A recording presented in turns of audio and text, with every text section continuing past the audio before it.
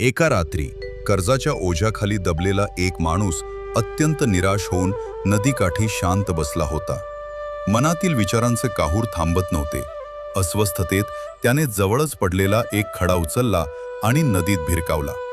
पाण्यावर उमटणारे तरंग पाहता पाहता तो एकामागून एक खडे पाण्यात टाकत राहिला. अशीच संपूर्ण रात्र निघून गेली.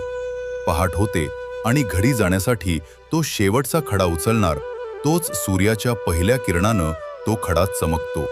त्याच्या पायाखालची जमीनच सरकते. तो खडा नसून एक मौल्यवान हिरा असतो.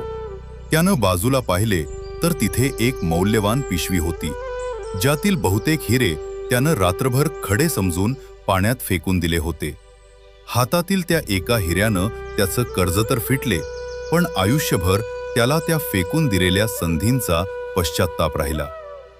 गोष्टीचं तात्पर्य: आयुष्य आपल्याला वाईट काळातही संधी देत असते, पण आपण संधीपेक्षा अडचणींवर जास्त लक्ष केंद्रित करतो. म्हणून समोर असलेल्या मौल्यवान संधी आपल्याला दगड वाटू लागतात.